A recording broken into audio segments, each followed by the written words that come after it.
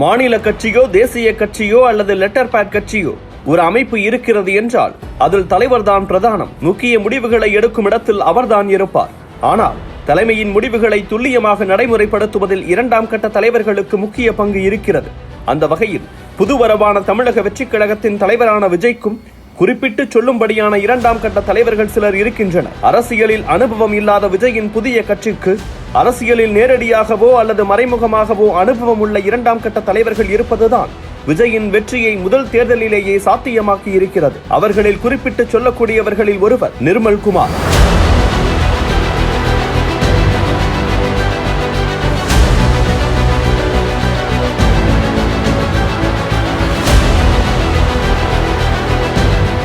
மதுரை மாவட்டம் உசிலம்பட்டியை அடுத்த நடுமுதலை குளத்தைச் சேர்ந்த ராஜா என்பவரது மகன்தான் நிர்மல் குமார். 1981 ஜூலை 27 பிறந்த இவர் விருதுநகர் KVS மெட்ரிகுலேஷன் பள்ளியிலும் தேனி மேல்பட்டி இந்து நாடார் உறவின் முறை பள்ளியிலும் படித்திருக்கிறார். RMK பொறியியல் கல்லூரியில் கணினி அறிவியல் பிரிவில் பட்டம் பெற்ற இவர் பெங்களூரு சட்டக்கல்லூரியில் சட்டப்படிப்பையும் முடித்திருக்கிறார். மேலும் மதுரை காமராஜர் பல்கலைக்கழகத்தில் கிரிமினாலஜியிலும் பட்டம் பெற்றிருக்கிறார். சிறுவயது முதலே இந்துத்துவ கொள்கை மீது ஆர்வம் கொண்டிருந்த நிர்மல் குமார் RSSல் இணைந்து சேவைகள் செய்திருக்கிறார். பின்னர் பாஜகவில் இணைந்து பணியாற்றிய அவருக்கு 2019 IT விங் மாநில தலைவர் பொறுப்பு வழங்கப்பட்டது. சமூக வலைதளங்களில் பாஜகவுக்கு குறிப்பிடத்தகுந்த அளவில் தளம் அமைத்து கொடுத்ததில் நிர்மல் குமாருக்கு முக்கிய பங்கு இருக்கிறது. தான் கட்டமைத்து வைத்திருந்த அணி மூலம் திமுகவுக்கு எதிராக கடுமையான நெருக்கடிகளை உருவாக்கினார். 2020 கந்தசஷ்டி கவசம் பிரச்சனை பூதாகரமாக வெடித்ததிலும் எல் முருகனின் வேல் யாத்திரையிலும் பாஜக IT விங்குக்கு முக்கிய பங்கு இருக்கிறது. குறிப்பாக செந்தில் பாலாஜிக்கு எதிராக கடுமையான விமர்சனங்கள் வைத்ததற்காக அவதூறு வழக்கு தொடரும் அளவுக்கு நெருக்கடி கொடுத்தவர் நிர்மல் குமார். அண்ணாமலை பாஜக தலைவராக நியமிக்கப்பட அவரது இமேஜை தமிழ்நாடு முழுவதும் உயர்த்தியதில் நிர்மல் குமாருக்கும் பங்கு இருக்கிறது. தொடக்கத்தில் அண்ணாமலையின் தீவிர ஆதரவாளராக இருந்தார் நிர்மல் குமார். பின்னாளில் அண்ணாமலை தனக்கென ஒரு தனி அணி உருவாக்கி செயல்பட தொடங்கியதும் கட்சி நிர்வாகிகளுக்கிடையே பிளவு ஏற்பட தொடங்கியது. பாஜகவில் இருந்து நிர்வாகிகள் தொடர்ச்சியாக வெளியேற அண்ணாமலை மீது பகிரங்கமாக பல குற்றச்சாட்டுகளை தைரியமாக வைத்துவிட்டு வெளியேறினார் நிர்மல் குமார். அண்ணாமலை தொடர்ந்தால் பாஜகவை மட்டுமல்ல தமிழ்நாட்டையே காப்பாற்ற முடியாது, கட்சியினரையே ஆள் வைத்து வேவு பார்க்கிறார். தன்னை நம்பியிருக்கும் தொண்டர்கள் கட்சி மற்றும் கமலாலயத்தின் ஒவ்வொரு செங்கலையும் வியாபாரமாக்கி இடத்துக்கு ஏற்ப நடித்து ஏமாற்றுகிறார்.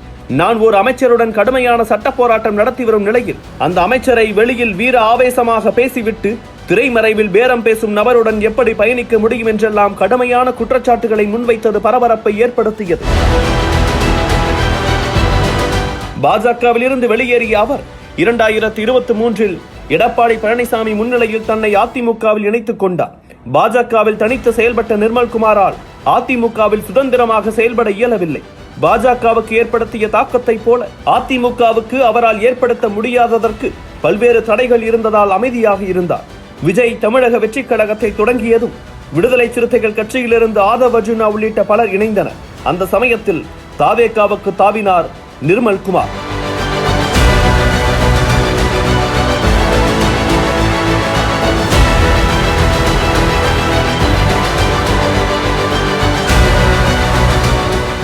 அவர் தாவேகாவில் இணைந்த போது பாஜக அதிமுக திமுகவினரே கிண்டல் செய்தனர். அதிமுகவிலேயே ஒன்றும் செய்ய முடியவில்லை, அங்கே போய் என்ன செய்ய போகிறார் என்று. ஆனால் அவருக்கு ஊடக பிரிவு துணை பொதுச் செயலாளர், கழக இணை பொதுச் செயலாளர், தலைமை நிலைய செயலக முதன்மை செய்தி தொடர்பாளர், தகவல் தொழில்நுட்பம், சமூக ஊடக அணி மற்றும் வழக்கறிஞர் அணி பொறுப்பாளர் என்ற பொறுப்புகளை வாரி வழங்கியதோடு அவருக்கு முழு சுதந்திரமும் வழங்கப்பட்டது. உற்சாகமாக பணியாற்றிய அவருக்கு இளைஞர்கள் மத்தியில் நல்ல வரவேற்பு கிடைத்தது. ஊடகங்களில் தாவேகாவின் முகமாக மாறினார் நிர்மல் குமார். சமூக வலைத்தளங்களிலும் குறிப்பிடத்தகுந்த அளவுக்கு அரசியல்வாதி விஜய்க்கான ரீச் கிடைத்தது. 2026 சட்டமன்ற தேர்தலில் மதுரை திருப்பரங்குன்றம் தொகுதியில் போட்டியிட அவருக்கு வாய்ப்பு வழங்கினார் விஜய். ஏகப்பட்ட சவால்கள் அவர் முன் இருந்தது. ஆனால் அவற்றையெல்லாம் தவிடுபொடியாக்கி அதிமுகவின் ராஜன் செல்லப்பாவின் கோட்டையாக இருந்த திருப்பரங்குன்றத்தை தன்வசமாக்கி அதிமுக திமுகவினருக்கு அதிர்ச்சி வைத்தியம் கொடுத்தார் CTR.